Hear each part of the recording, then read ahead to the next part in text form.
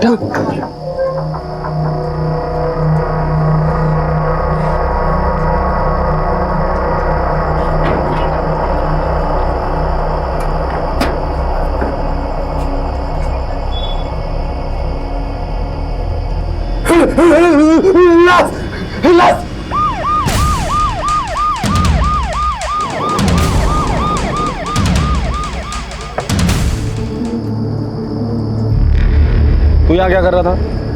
साहब मैं नागपुर से यवतमाल माल की डिलीवरी के लिए आया था। सोचा रात बहुत हो गई है, थोड़ा खा पी के आराम करता हूँ। जब टेम्पो में सोने के लिए आया साहब तो उधर लाश मिला मेरे को, तो मैंने आपको फ़ोन किया। कब की बात है ये? तकरीबन 2 घंटे हुआ होगा। 2 घंटे पहले मैंने पूरा टेम्पो का माल उठवाया। तब टेम्पो में लाश नहीं थी? नहीं साहब। क्या ऐसा तो नहीं कि तूने ही मार के डाला है उसे अंदर? साहब अगर मैं मारता तो आपको फ़ोन क्यों करता? सर ये सही कह रहा है, अंदर एक औरत की लाश है, लेकिन सिर्फ धड़ है, सर नहीं है। धड़ आया तो सिर भी यहीं आसपास होगा। सीमा आसपास के एरिया चेक करो। सर मुझे लगता है किसी चोट खाया आशिक के रिवेंज का मामला है। दोनों में किसी बात को लेकर झगड़ा हुआ होगा, लड़की को मार के फेंक के चला गया होगा। मधुकर इतने जल्दी नतीजे पर नहीं आते, देखते हैं।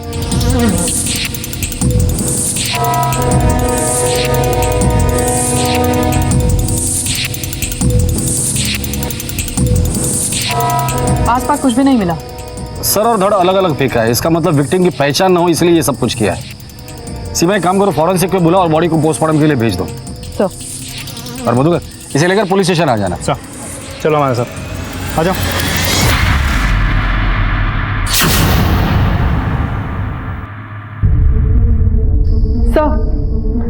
सर मैंने चेक किया, पिछले 15 दिनों में भी इस उम्र की औरत की कहीं कोई मिसिंग कंप्लेंट दर्ज नहीं हुई है। सर बहुत तोड़ा उस आदमी को, कुछ नहीं बोल रहा।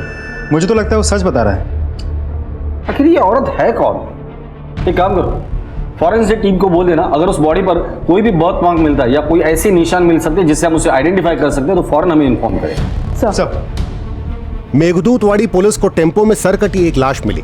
पहला शक पुलिस ने टेम्पो ड्राइवर पर जताया, पर कोई नतीजा नहीं निकला। सबसे बड़ी मुश्किल थी औरत की पहचान होना, जिसका पुलिस को कहीं कोई सुराग नहीं मिल रहा था। और जब तक पहचान नहीं होती तमाम कोशिशें अंधेरे में तीर चलाने जैसी थीं। आखिर कौन थी ये औरत? क्यों किसी ने इतनी बेरहमी से इसका कत्ल किया होगा?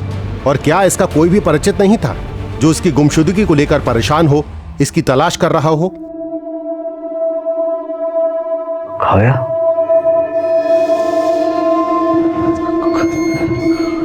काव्या, आई, आई, आई. काय रे? काव्या तुमच्या रूम मध्ये आली है का? नहीं. काय झालं? काव्या रूम में नहीं है, मालूम नहीं कहाँ चली गई है. चल बघूया. काव्या, एवढ्या रात्रीची कुठे गेली पोरगी?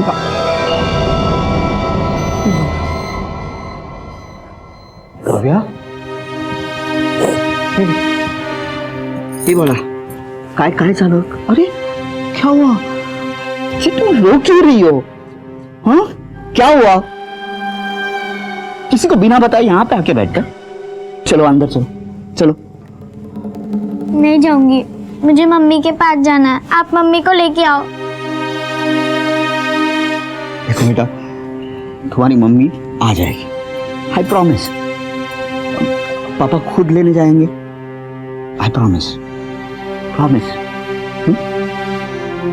खुद का आता ना काकांबरोबर जाऊन जाऊ. हां बस जा बेटा, चला बेटा, उद्या नक्की, आई प्रॉमिस. Good night.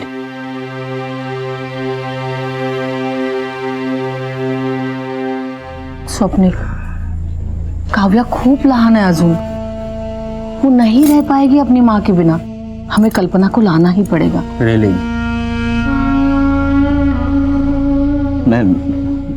मैं संभालूंगा सब कुछ।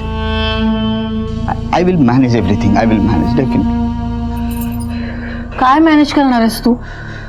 हाँ, सिर्फ 24 घंटे हुए हैं कल्पना को जाके, और काव्या की हालत देखी है ना तूने?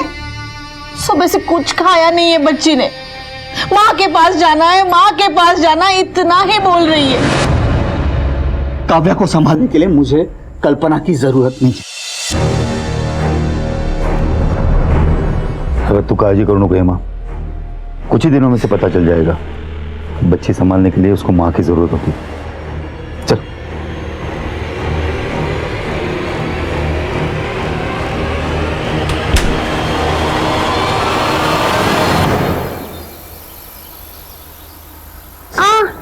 पापा दर्द रहा है। आई एम सॉरी बेटा, आई एम सॉरी।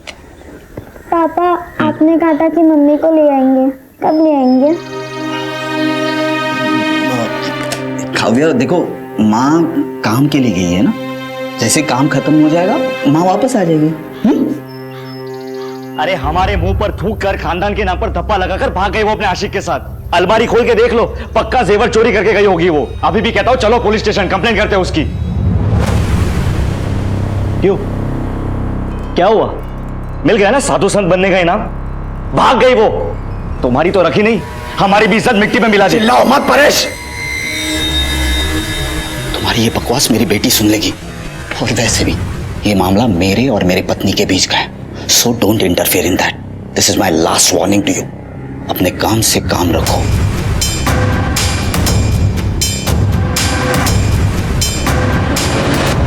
चलो बेटा, चलो, देरी हो जाएगा स्कूल के लिए।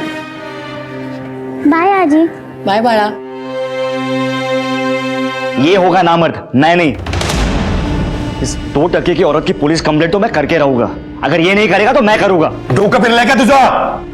मतलब जिन्हें पता नहीं है उन सबको पता चलेगा। हमारे खानदान की इज्जत मिट्टी में मिल गई।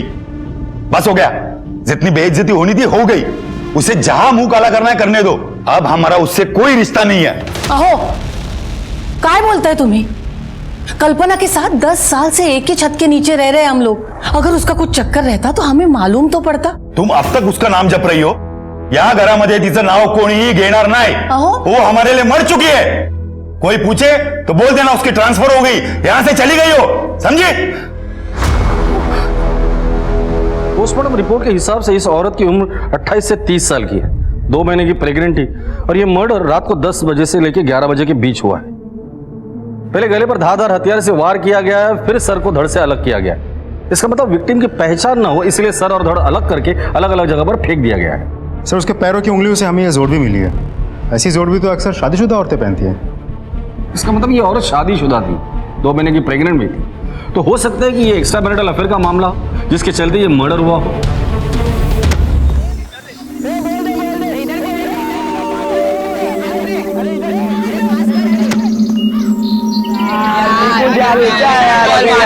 हमेशा यार जल्दी लेके आया निकुंज, जल्दी यार।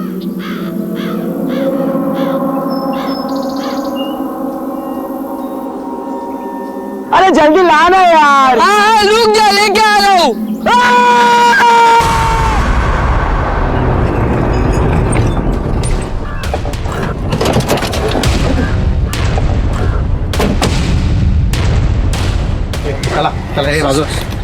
सर, शादीशुदा औरत है, मांग में सिंदूर है और उम्र 28-30 से ज्यादा की नहीं होगी। ये खून सूखा हुआ है और चेहरा भी फूला हुआ है। इसका मतलब खून 2-3 दिन पहले ही हुआ है। नाइक, एक काम करो, आसपास चेक करो, शायद कत्ल का हथियार या कोई सुराग या फिर बॉडी का बाकी का हिस्सा यही कहीं हो। जी मैडम। तुम लोग हमेशा यही आते खेलने? नहीं मैम, हम लोग हर रोज नहीं आते, सिर्फ छुट्टी के दिन आते हैं। लास्ट संडे आए तो उसके बाद आ जाए।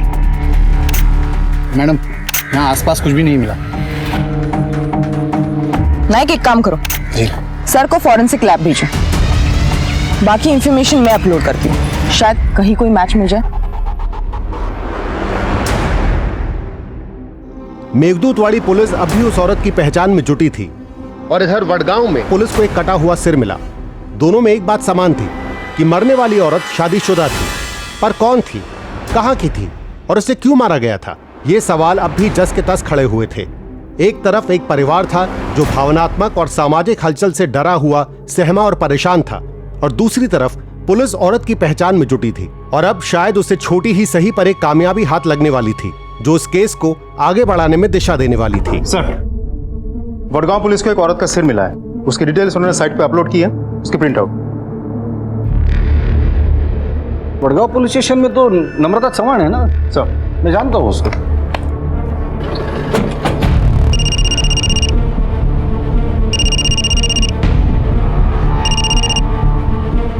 हॅलो, नम्रता, पीआय यशवंत गायकवाड बोलतोय। जय हिंद सर.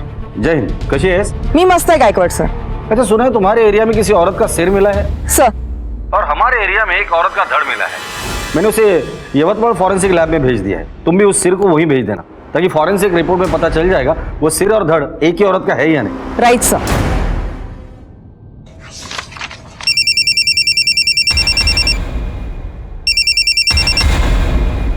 हाँ आई क्या?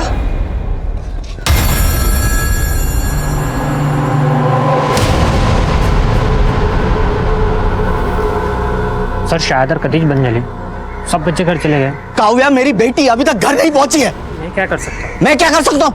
You are responsible for them.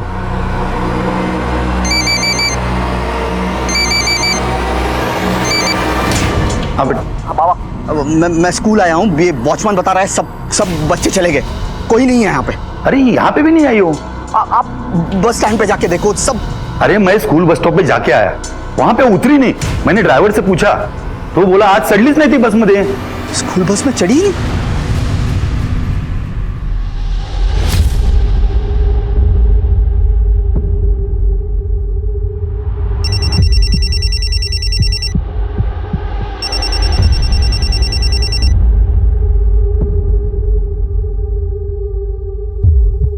हाँ बोलो प्रतिभा। अरे ऐसी क्या बात कर रही है यार? I was just doing yoga. कोई तो आया है, सुन, मैं बाद में कॉल करती हूँ, ठीक है?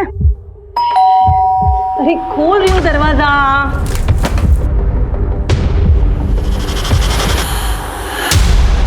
तुम काय कळत नाही, ही पोरगी कुठे गेली असेल कोणास ठाऊक।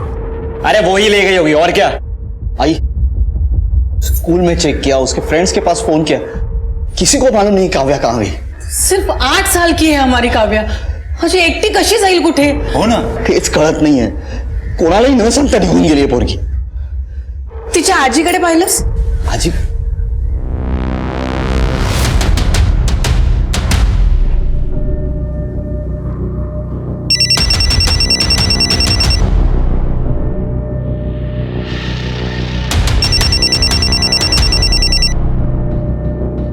स्वप्निल, मैं तुम्हारे फोन का ही वेट कर रही थी।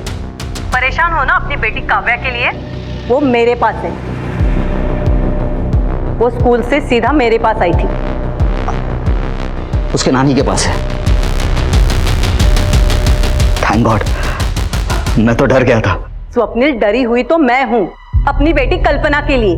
तुम्हारी बेटी तो मेरे पास सुरक्षित है, लेकिन मेरी बेटी कहाँ है जिसका 2 दिन से कोई अता पता नहीं है? देखो, काव्या ने मुझे सब कुछ बता दिया है।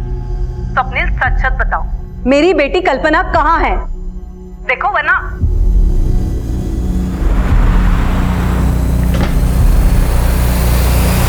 उसके पति के साथ कैसे संबंध थे? मतलब लड़ाई झगड़ा होता था या ऐसे कुछ? काव्या, वो ठीक तो है ना? और ऐसे बिना बताए किसी को जाते हैं? मैं डर गया था। आपको नानी के पास जाना था तो बताना चाहिए था। एक मिनट, आप कौन है? आई एम सॉरी सर, हम स्वप्निल देशमुख, काव्या's फादर। आपने मुझे फोन किया था। आपकी बीवी 2 दिन से लापता है और अपने पुलिस स्टेशन में कंप्लेंट भी नहीं लिख पाई, क्यों? सर, मैं मेरी बच्ची के सामने कुछ बोलना नहीं चाहता। हिला घेऊन जरा बाहर जा। सर, ये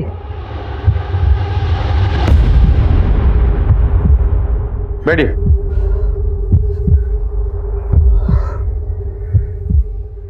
सर, कल्पना मेरी बीवी है। शादी से पहले उसका किसी के साथ अफेयर था।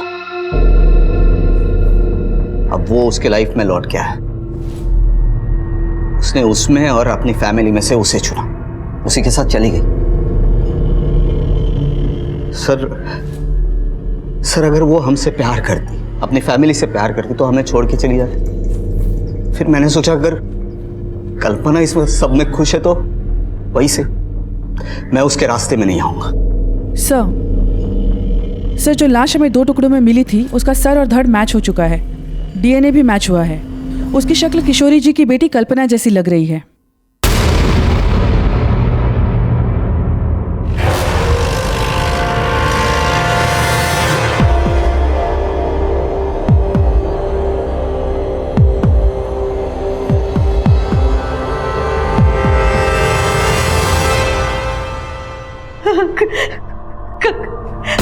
कल्पना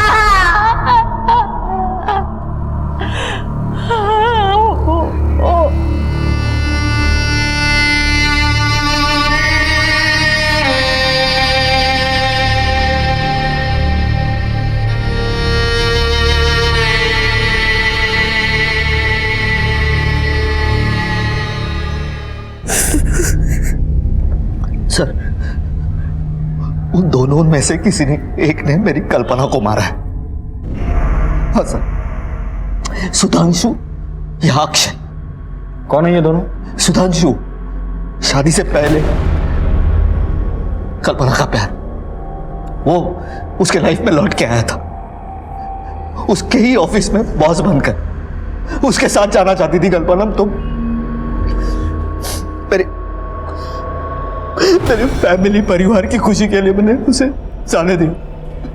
गलती हो गई मुझसे। वो उससे प्यार करती थी और उस कमीने ने ये हर्ष किया उसका। लेकिन अगर वो उससे प्यार करता था तो कल्पना को मारेगा क्यों? सर मेरी कल्पना बोली थी, सब पर विश्वास करती थी।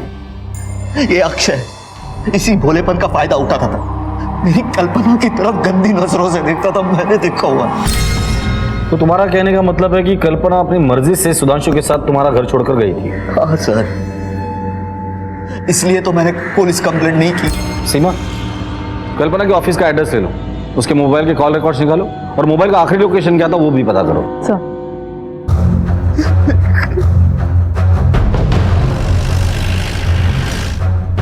मिस्टर जोशी से मिलना है। Sir, he is there. Seema, staff से पूछताछ करो। सर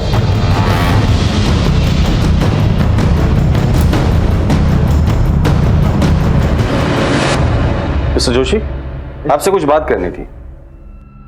एक्सक्यूज अस। आइए सर, बैठिए।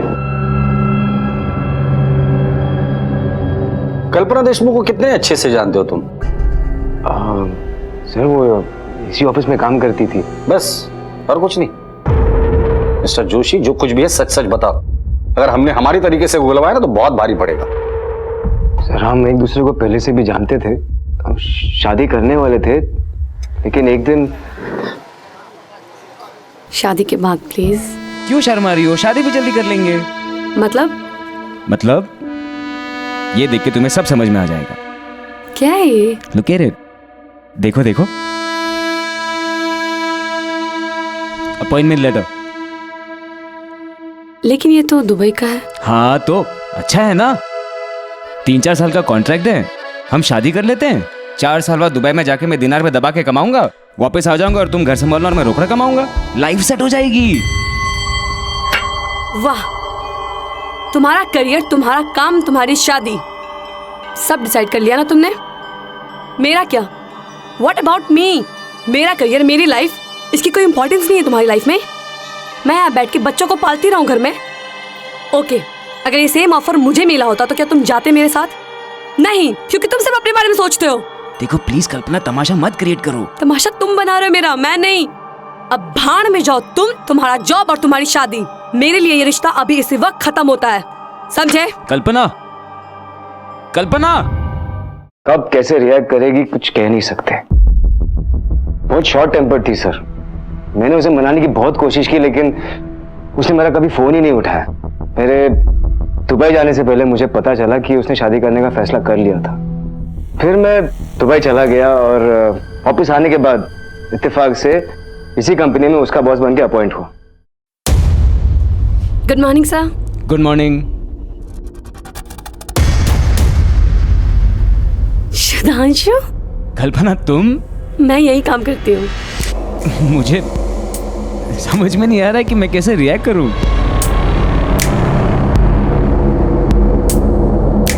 मैं बताती हूँ पुराने रिश्तों को कैसे वेलकम करते हैं। एक्सक्यूज मी कल्पना, एक्सक्यूज मी।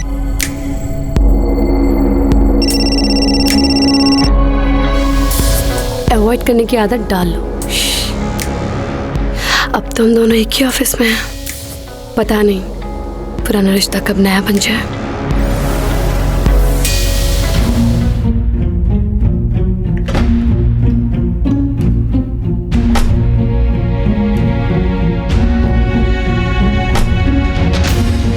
सर वो ऐसे बिहेव कर रही थी जैसे कि हमारे बीच 10 साल का गैप हुआ ही नहीं। Baby you feeling so cold. बताना चाहिए ना, डोंट बी सो फॉर्मल। कल्पना ये क्या कर रही हो तुम? होश में आओ। तुम किसी की बीवी हो, एक बच्चे की माँ, और मैं किसी का। तुम सिर्फ मेरे हो, किसी के नहीं। और मैं सिर्फ तुम्हारी। कल्पना ये गलत है। क्या गलत है? हाँ, और जिस गलती से खुशी मिले वो गलती कर लेनी चाहिए ना। 10 साल पहले जब मैं तुम्हें छोड़ के गई थी, उस गलती से क्या मिला मुझे? कुछ भी तो नहीं। लेकिन आज पास आने की गलती से अगर मुझे कुछ मिल रहा है तो क्या प्रॉब्लम है? मैंने उसकी कोई बात नहीं मानी, ना उससे कोई रिश्ता बनाया ना बढ़ाया। जिस दिन कल्पना का मर्डर हुआ था तुम कहाँ थे? उस दिन मेरी तबीयत खराब थी और मैं घर पे था। तुम्हारे अलावा और कोई है जो इस बात को कंफर्म करे कि तुम उस दिन घर पर ही थे? नहीं सर, उस दिन मैं घर पे अकेला था। क्यों? तुम्हारी बीवी कहाँ है? वो भी जॉब करती है, मुंबई में उसका पोस्टिंग है, वीकेंड्स में यहाँ आती है। ठीक है, फिलहाल तो हम जा रहे हैं, लेकिन जब तक इस केस की इन्वेस्टिगेशन चल रही है, शहर छोड़ने से पहले हमें इन्फॉर्म करके जाना। Okay sir. सर, हमें मिली इन्फॉर्मेशन के मुताबिक कल्पना के सेल की लास्ट लोकेशन यहीं की थी। मैंने उसका डेस्क भी चेक किया और उसके कुछ ऑफिस कलीग से भी बात की, लेकिन कुछ खास इन्फॉर्मेशन हाथ नहीं लगी। सर वैसे ये मिताली है, कल्पना की बेस्ट फ्रेंड, शायद इसे कुछ जानकारी हो। कल्पना के बारे में क्या जानती हो? सर एक्चुअली वो उस दिन बहुत खुश थी। मिताली सुन ना, रेस्टोरेंट में आना, मुझे एक सरप्राइज देनी है तुझे। कल्पना तूने अभी बोला वाव,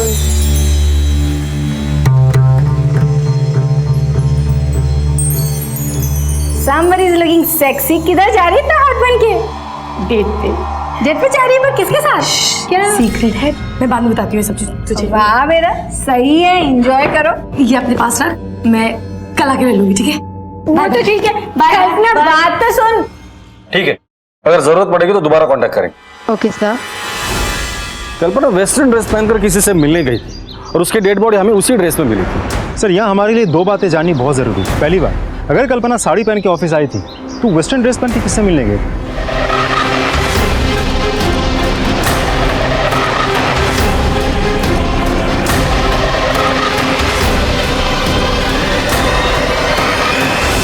और दूसरी बात यह है कि उसके फोन का लास्ट लोकेशन ऑफिस में क्यों दिखा रहा? तो क्या फोन ऑफिस में बंद करके छोड़ के गई थी? अगर गई थी तो क्यों? यही तो पता लगाना है। मुझे तो ये बहुत बड़ी साजिश लगती है। कुछ तो है जो हमसे छूट रहा है। कल्पना किस बॉयफ्रेंड से मिलने गई थी? चलो अक्षय से जाकर मिलते हैं, आज शाम की चाय उसी के घर पीते हैं। अक्षय मेरी बात तो सुन। मम्मी मुझे जाना है। अक्षय कैसी बात कर रहा है? लेकिन बता तो सही, कहाँ जा रहा है तू? मम्मी मुझसे यहाँ पर पढ़ाई नहीं हो रही है, मम्मी गाँव वाला चालू है। गाँव पे जाएगा? पागल हो गया है क्या? अब टेंशन मत नहीं जाना है, छोड़। आप लोग यहाँ? अक्षय से कुछ बात करनी है। तू कल्पना के पास ट्यूशन के लिए जाता था ना? हाँ सर, वो कुछ सब्जेक्ट्स में मैं थोड़ा सा वीक था, तो मम्मी ने कल्पना भाभी से बात की थी। मुझे समझ नहीं आ रहा है कि आप लोग अक्षय से क्या जानना चाहते हो। लेकिन अक्षय समझ गया कि हम यहाँ क्यों आए और किस लिए आए हैं। कल्पना का मर्डर हो गया है और हमें पता चला कि अक्षय उसे गंदी नजर से देखता था। नहीं सर, ऐसा नहीं है सर, वो तो मेरी भाभी थी, इज्जत करता था मैं उनकी। देख बेटा, तो जो कुछ भी जानता है ना, मैं सच सच बता दे। क्योंकि इसके बाद जो ट्यूशन हम तुझे पढ़ाएंगे ना वो तू पढ़ नहीं पाएगा, समझ गया? सर मैं एक दिन बहुत डर गया था, वो स्वप्निल भैया के साथ कहीं बाहर जा रही थी और हाँ हाँ बस मैं निकल रही हूँ। अच्छा ठीक है तो वेट कर लो थोड़ा। ओके एक सेकेंड होल्ड करना। अक्षय मेरे सैंडल के थोड़ा स्टेप बांधो ना please.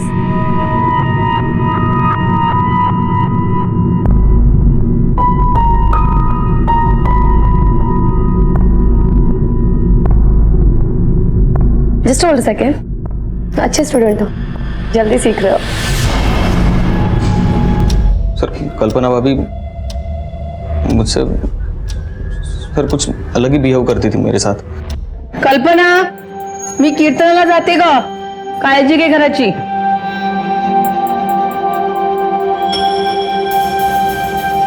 Akshay, Akshay ji ma'am.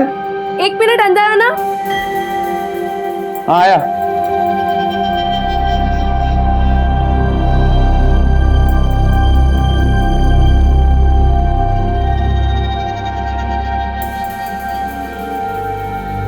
Ma'am. Akshay मैं टॉवल बाहर ही भूल गई, दे दो जरा।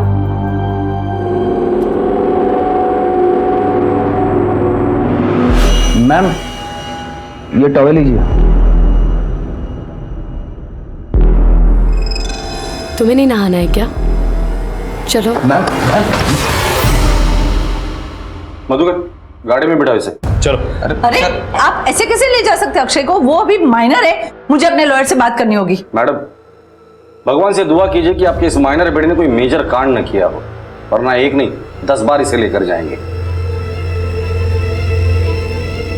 सर अगर अक्षय सच बोल रहा है तो कल्पना का कैरेक्टर वाकई सही नहीं था और हो सकता है इसी वजह से उसका खून हुआ हो। इसका उल्टा भी तो हो सकता है। एक काम करो, कल्पना का सोशल मीडिया अकाउंट और कॉल रिकॉर्ड चेक करो। अगर ये अक्षय सच बोल रहा है और कल्पना के वाकई में कहीं आशिक है तो हमें वो वहां मिलेंगे। सर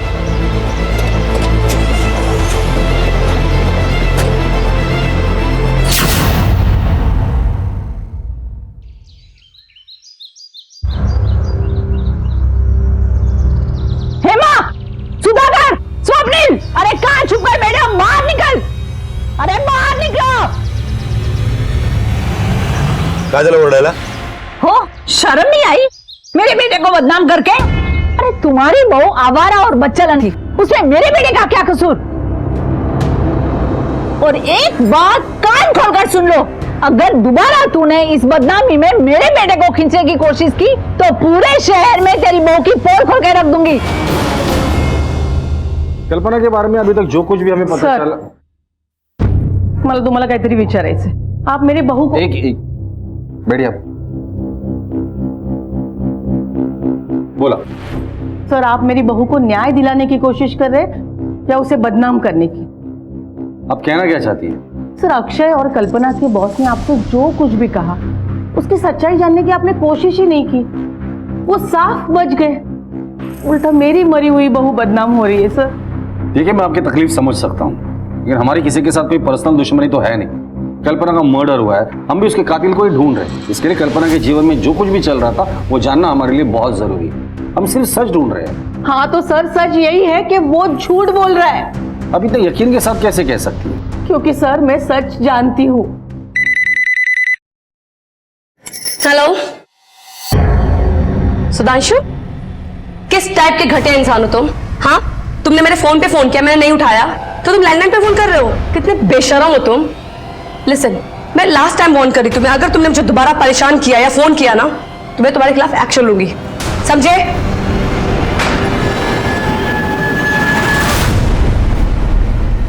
अक्षय के बारे में आपका क्या कहना है?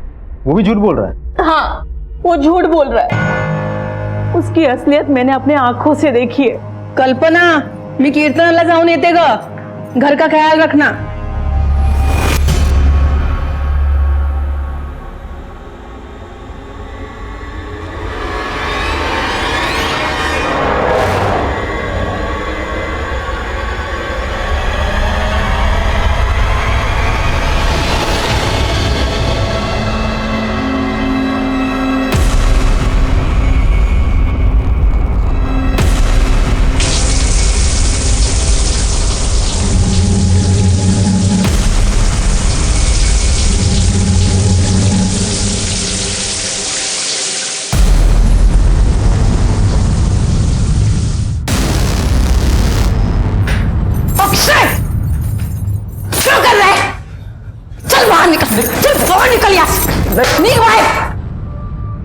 सर माझी तुम्हाला एक विनंती आहे, अगर आप मेरी बहू को न्याय नहीं दिलवा सकते ना,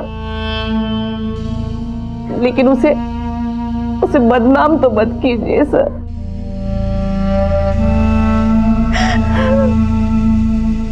सीमा, अजीब असमंजस की स्थिति पैदा हो गई थी। कल्पना की सास हेमा बहू के चरित्र पर रत्ती भर भी शक नहीं कर रही थी। आखिर कल्पना के साथ हुआ क्या था? वो किससे मिलने गई थी जब उसका कत्ल हुआ? इन सारे सवालों के जवाब तलब करने थे। पुलिस के लिए एक बार फिर से शुरुआत करने की स्थिति पैदा हो गई थी। ये सुधांशु और अक्षय, इनसे दोबारा पूछताछ करनी होगी हमारी तरीके से। उठाकर लेकर आओ इन दोनों को। सर इतने साल बाद वो मेरे सामने आई तो मैं अपने आप को रोक नहीं पाया। कल्पना आओ, चलो तुम्हें घर छोड़ दूं। नहीं मैं चल। अरे चलो ना। मैंने कहा ना सुधांशु, मैं चली जाऊंगी।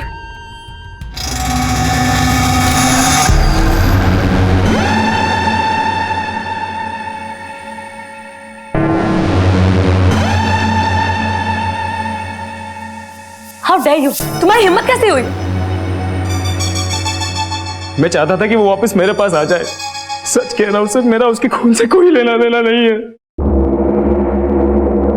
घबराओ नहीं अक्षय, जो भी जानते हो सच सच बता दो सर को। सर मुझे कल्पना भाभी बहुत अच्छी लगती थी।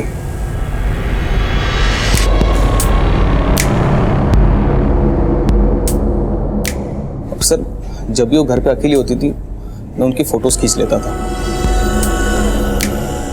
और जब मुझे पता चला कि वो मर गई सर, उस दिन मैं बहुत रोया था सर। और ये शहर में मेरा मन भी नहीं लग रहा था सर। जाना चाहता था मैं कहीं और, लेकिन सर तब तक आप मेरे घर पे आ गए थे सर।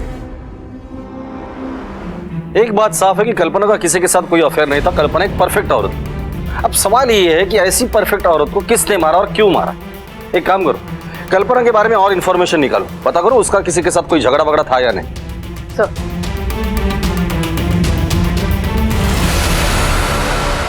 नाही, तिचं कोणाशी भांडण तर नव्हतं, लेकिन बहुत दिनों से कुछ परेशान सी थी, बहुत गुस्से में थी।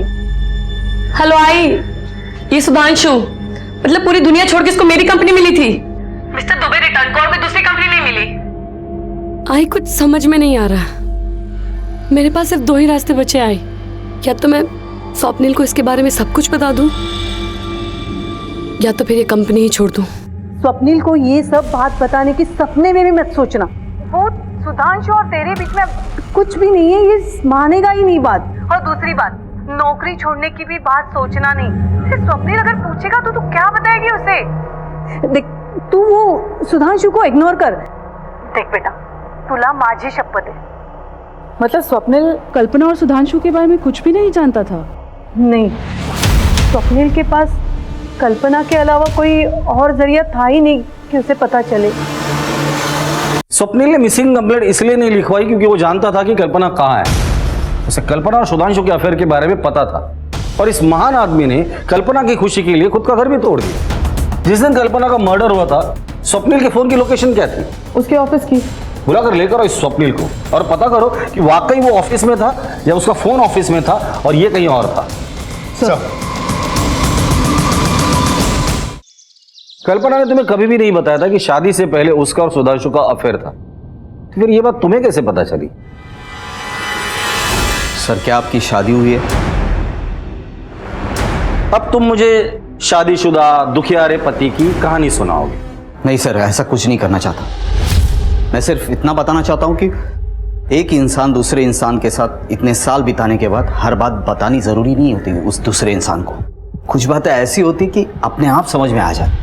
तो तुमने अपने ही मन से मान लिया कि सुधांशु के साथ उसका अफेयर है? नहीं, बिल्कुल नहीं। मेरा एक दोस्त है जो सुधांशु को पहचानता है। वाइफ बंबई में है। हाँ, और तू यवतमाल में ऐश कर रहा है। ऐश नहीं कर रहा है यार। सुन, ऐश करने वाले लोग ना अलग ही होते हैं, वो नसीब ऊपर से लिखवा के आते हैं। किसकी बात कर रहा है? अरे कोई नहीं, अपना वो एक कॉलेज का मेरा एक दोस्त सुधांशु कॉलेज में था। कॉलेज में सबसे हॉट लड़की से प्यार हुआ, इश्कबाजी, किससे बड़े फेमस हुए इन लोगों के भाई। उसके बाद लड़की ने शादी से मना कर दिया। उसके बाद ये गया दुबई, 10 साल पैसे वैसे कमाया, दिनार में छापा, वापस आया इंडिया और यहाँ पे कॉलेज से भी हॉट लड़की से शादी कर ली। अच्छा? हाँ, नसीब इसे बोलते हैं, वापस आता है इंडिया यवतमल में, इस कंपनी में नौकरी करता है ना। कॉलेज की वो हॉट लड़की भी वहीं काम करती है। क्या नाम क्या बताया बंदे का? अरे सुधांशु जोशी। लड़की का नाम क्या? लड़की कल्पना। दोनों एक किस्से फेमस थे पूरे कॉलेज में। तो ये सारी कहानी सुनने के बाद तुम्हें गुस्सा आ गया और गुस्से में आकर तुमने कल्पना को मार दिया? नहीं सर, बल्कि मैंने कल्पना को आजाद कर दिया सुधांशु के पास जाने के लिए। 10 साल बिताए मैंने और कल्पना ने, उसकी यादें ही मेरे लिए काफी है। सर मैं अपनी बीवी को क्यों मारूंगा? हाई मैं पुलिस स्टेशन। हाँ ठीक है, मैं तो ये तो सर, काव्या आई बाबा को बहुत परेशान करेगी, क्या मैं जा सकता हूं?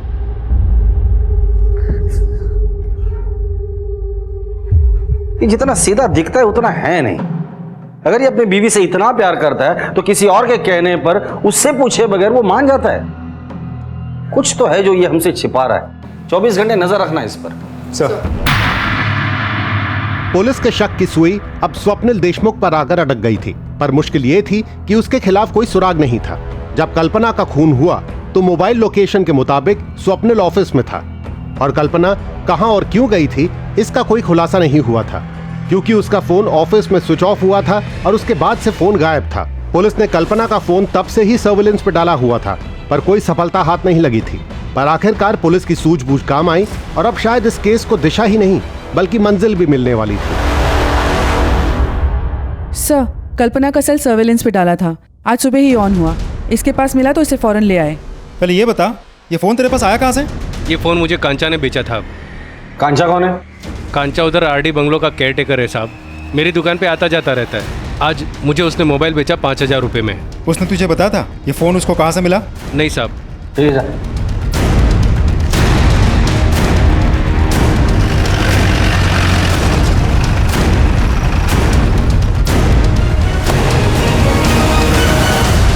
सुनो। जी साहब जी, क्या हुआ? ये मोबाइल तुमने बेचा था गिरीश को? जी साहब जी, मैंने बेचा था। कहाँ मिला था तुम्हें ये? साहब जी, हमारा मालिक ये बंगलो रेंट पर देते, पार्टी शार्टी चलते रहता है, लड़का लड़की आते उनको भी भाड़ा पर देते। एक साहब जी मेम साहब जी आए थे, वो लोग जाने के बाद मैं साफ़ सफाई कर रहा था तो सोफ़ा को नीचे वो मोबाइल मिला। मैं सोचा जिसको है उसको लौटा दूँ, ऑन करना कोशिश की, ऑन हुआ ही नहीं। फिर मैं गिरीश के पास चले गया और गिरीश बोले कि 5000 मिलेगा।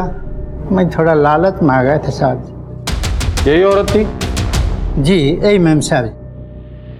ये आया था? नहीं साहब। ये आया था? नहीं, इसके साथ भी नहीं आई थी। ये? हाँ साहब जी, इसके साथ आई थी मैं।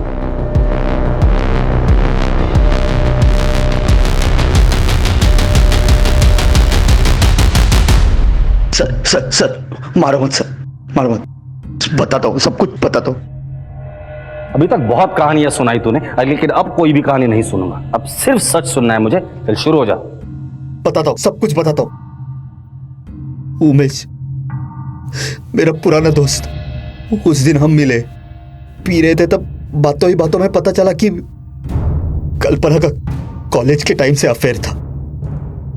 ये बात मेरे मन में घर कर गई। जब मैंने पता लगाया तब तो मुझे पता चला काफी सालों से उनका अफेयर था। फिर वो चला गया और कल्पना ने मुझसे शादी कर ली। वो फिर से उसके लाइफ में आया और कल्पना ने मुझे बताया तक नहीं, और मैं उस पर नजर रखने लगा।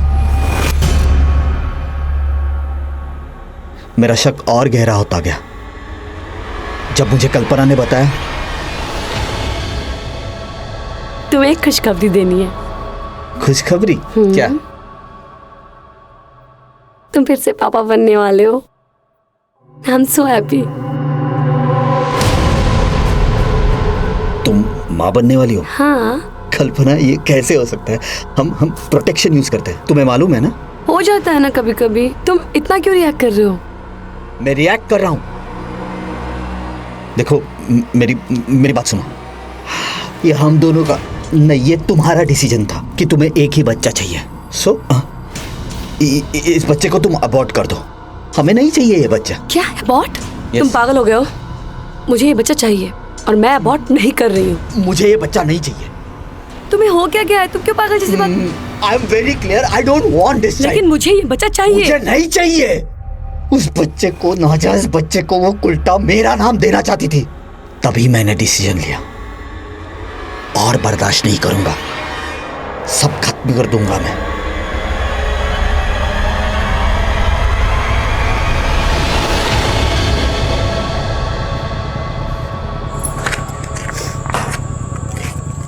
मुझे माफ कर दो, मैंने तुम्हारे साथ बहुत बदतमीजी से बात की। अपनी गलती सुधारने के लिए मैं तुम्हें आज डेट पे ले जाना चाहता हूँ। उस दिन कल्पना को मैंने एक नई ड्रेस खरीद के दी। फिर मैंने उसे फोन किया और मेरे साथ डेट पर चलने के लिए मना लिया। मैंने उसे कहा कि आज हम दोनों वक्त बिताएंगे, सो मुझे कोई डिस्टरबेंस नहीं चाहिए। इसीलिए मैंने उसे कहा कि वो अपना मोबाइल ऑफिस में ही स्विच ऑफ कर दे और मैं अपना मोबाइल ऑफिस में ही छोड़ दूंगा। वो निकली थी घर से साड़ी पहन के, पर उसने ऑफिस में मेरी गिफ्ट दी हुई वेस्टर्न ड्रेस पहन ली।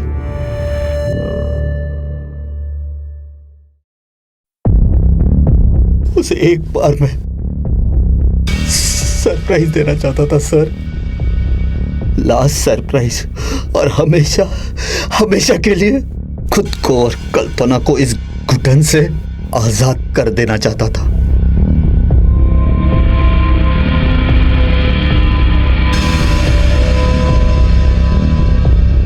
अरे क्या कर रहे हो? मैंने कहा था ना तुम्हें, एक बहुत बड़ा सरप्राइज देने वाला हूं तुम्हें। अच्छा क्या है? दिखाओ तो सही। पेशेंस रखो। कर क्या रहे हो तुम? अरे मैंने कहा था ना, एक बड़ा स्वप्नी, तुमने मुझसे एक सवाल पूछा था, मेरी शादी हुई है कि नहीं? हाँ, हुई है मेरी शादी। एक पुलिस के नाते नहीं, पर एक पति और इंसान के नाते तुम्हें बताता हूं। पति पत्नी का रिश्ता एक विश्वास का रिश्ता होता है, भरोसे का रिश्ता होता है। तुम चाहते तो इस विश्वास के रिश्ते को आगे बढ़ा सकते थे, और शक इतना ही गहरा था तो बच्चे का डीएनए टेस्ट करवा सकते थे। लेकिन नहीं, तुमने जुर्म का रास्ता अपनाया। जो जुर्म तुमने किया है उसकी सजा तो तुम्हें कानून देगा ही, लेकिन एक सजा मैं तुम्हें अभी सुना रहा हूं। तुम्हारी बीवी का किसी के साथ कोई अफेयर नहीं था। उसके पेट में जो बच्चा था वो नाजायज नहीं, बल्कि वो तुम्हारा बच्चा था। अब जिंदगी भर इसी पश्चाताप के आग में जलते रहना कि तुमने सिर्फ अपनी बीवी का ही नहीं, बल्कि होने वाले बच्चे को भी मार डाला है।